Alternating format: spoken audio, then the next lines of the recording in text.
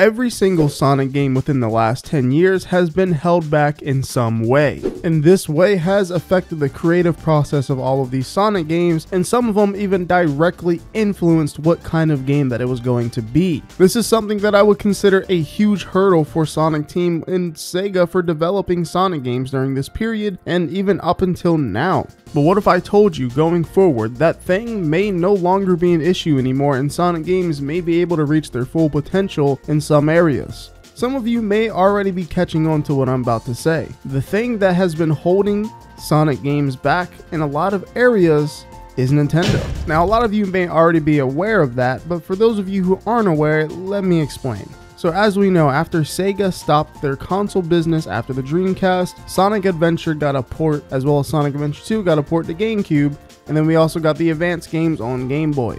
That was the first time Sonic had ever gone multi-platform and also on their main competitor's platform. That was obviously a huge deal, and it started the relationship between Nintendo and Sega basically just putting all of their games on Nintendo consoles because it was probably the best place to put their games and lined up the most with Nintendo properties like Mario. But then we started getting Nintendo exclusive games that weren't ports. Starting with Sonic Colors in 2010, that is when we had our first exclusive game. And some could probably say Unleashed Wii is its own version, but it's still Sonic Unleashed. But Sonic Colors was the first original Sonic game that was only on Nintendo and intended to only stay on Nintendo. And that was developed by Sonic Team, which is why starting with Sonic Colors on the Wii changed everything for how Sega and Nintendo went forward with Sonic games. Sonic Colors did not come to any other platform until 2021 via an quote-unquote enhanced port, which we all know how that turned out. So it was stuck on the Wii. But that isn't even the problem I'm going to be talking about here, is things being stuck on console. It's about what they do to the game. So let's take Sonic Lost World for example. Sonic Lost World was stuck on Nintendo Wii U, and that game was built to use the gamepad and the Wii U's functions. And a lot of that game was kind of determined by Nintendo, and I believe they even helped with development a little bit. When Lost World came out, it was actually not that bad in terms of the graphical capability and the game being held back because the PlayStation 4 and Xbox One were kind of brand new at the time. So developers hadn't really had the chance to make that power gap with the games. But then comes Sonic Boom. Now, this isn't a Sonic Team developed game, but a lot of us already know how that development cycle went. That game was going to be multi-platform, but they decided to keep it on the Wii U, and that kind of destroyed the entire game because that game was not built for the Wii U. CryEngine 3 was not made for the Wii U. So that game turned out probably as buggy and ugly as it did because of that. Because of Sega and Nintendo making exclusive deals, or just deals in general. And then was Sonic Forces. Sonic Forces was multi-platform, but it was also on Nintendo Switch, which was still severely underpowered compared to a PS4. And that game having to be on Nintendo, I believe held back the game a bit from being more than what it could be. And then with Sonic Frontiers. This is probably where we have felt this the most. Sonic Frontiers is the way it is because it has to work on Nintendo Switch. I'm not saying the game is ugly or anything, but I'm saying I feel like it could have been a lot more and a lot bigger and fuller if it didn't have to work on the Nintendo Switch. The thing is, when you're developing games for multiple platforms, you have to keep in mind every console.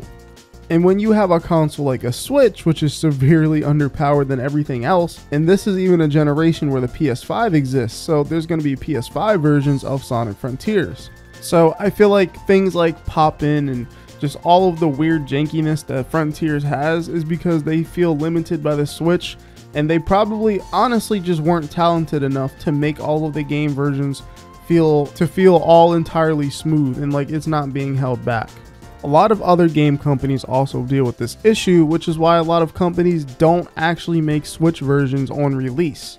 A lot of them have ported their games later instead of making them at the same time, and usually if they did, it made Switch fans happy, but a lot of games just wait to have some other third-party company downsize everything that they've created so it can work on the Nintendo Switch. Whereas Sega and Sonic Team are going in trying to make it on all platforms, so there has to be a lot of parity between all of them. So with the timeline and history out of the way, essentially what I'm saying is that because the Switch brought Frontiers down as much as it did, even if it's a good game, I don't think that will be happening anymore. Going forward with the Switch 2 and all of the rumored specs, I think that any Sonic game going forward, especially on Switch 2, will be pretty viable and will have a lot of graphical capability if they decide to give it graphical capability. And I think this is going to be a big change for Sonic games, and they're going to be better in that aspect as long as the Switch 2 actually is true with the rumors and can keep up. Just recently, some of the rumored specs for the Switch 2 is that it'll be utilizing DLSS, which is NVIDIA's upscaling technology, which basically it lowers the resolution of the screen so you can get higher frame rates, and the graphical capability can be higher because of that. And usually they use a sharpening effect to make it look better, so it doesn't really look as low resolution as you would probably think because of the upscale. And using things like this for a Sonic Frontiers 2, which is a lot more lively and bigger and just has a lot more to it, would be perfect on the Nintendo Switch 2 if it can actually, be that way. So I just really think as long as the Switch 2 is real, we will be able to just have some of the best looking Sonic games of all time. And I really do mean this. This stuff really does affect the way the game looks, if you guys don't understand that. So it's very important that Nintendo makes a good and strong console, so that way, going forward, we can have Sonic games be to their fuller potential. Maybe even with physics stuff. But I don't know, let me know what you guys think. Do you guys think that the Switch 2 will actually allow this to be better, or do you think Sonic Team will just still do the same kind of job that they've been doing and think that they probably won't make much improvement with stronger hardware? But who really knows? Only time can tell with a thing like this, and hopefully we get to see Sonic games, like I said, at its fullest potential. So let me know in the comments below, what do you guys think? Do you think that this is gonna happen? You think those Switch rumors are real, or do you not believe them at all? But anyways, if you guys enjoyed the video, make sure to hit the like button and subscribe, and I'll see you in the next one. Well, whatever happens, happens.